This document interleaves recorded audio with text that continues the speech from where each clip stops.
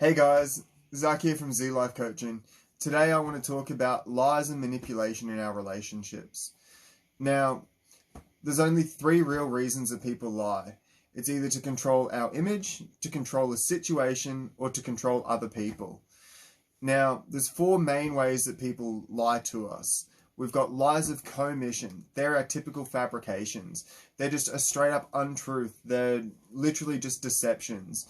They're clearly just to control the other person, and they show zero respect for the people in our lives. It's like the boy who cried wolf. It makes us completely unbelievable.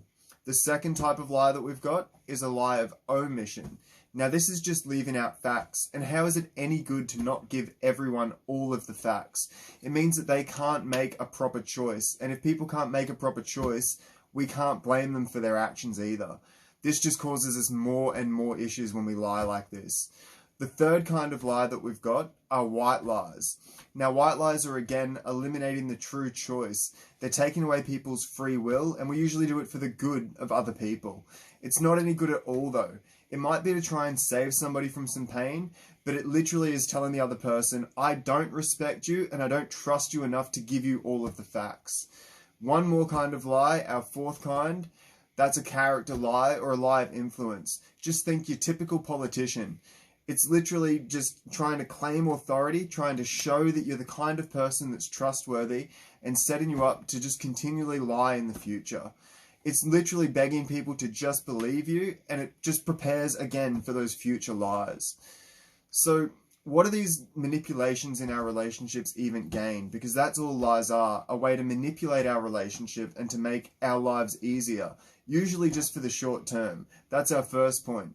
All they do is make life easier short term. Eventually, the truth comes out no matter how long it takes, and then we've got real problems because by then, usually we've lied many, many more times. The next reason that we've got here is to avoid blame. Now, lying to avoid blame does the exact same thing. Short term, it might work, but eventually nobody believes us anymore. We become completely unbelievable. It's even worse than the boy who cried wolf. The other reason that we manipulate is to try and control the other person. Straight up control them.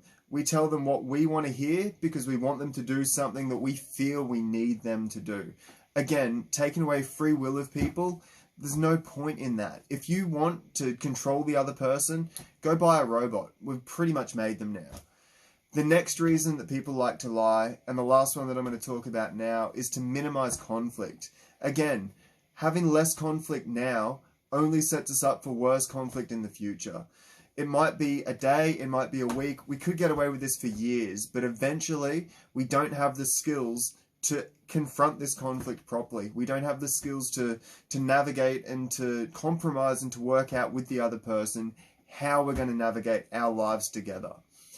Now, in reality, all this actually does is it maximizes the real issues. It might push these things off, it might bottle things up, it could even bottle someone's rage up, but at the end of the day, all we're doing is maximizing the actual issues that are coming. We're compounding those problems in the future. We're literally ruining that chance of a future as it is, and we're destroying all possibilities.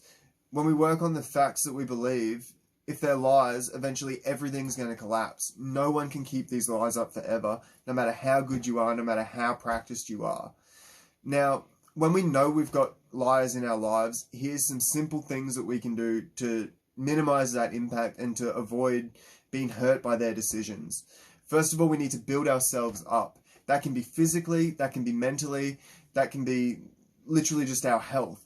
By building up our health and getting fitter, our brain's going to work better. We're going to have more capacity for when the issues and the problems of these lies come up, but we're also going to be thinking clearer and able to address and to recognize these lies as they're coming up. The sharper that we are up here, the quicker that we're going to be when things are just coming at us. The next thing that we can do is to study and to grow our brain. The more that we study, the more that we read, the more that we're going to see these red flags, the more prepared we are, and the easier it's going to be to navigate when that impact comes. Because lies always have a consequence, and that impact's coming for both you and the person lying to you. The next thing is just take time and take space. It's the only way to think clearly. It's the only way to evaluate our own lives and what other people have been doing to our lives. And it's the only way that we can begin to cut away some of this complete garbage that people have put in there. Now, that's it. That's what I got for you. Good luck. You got this. Go get it.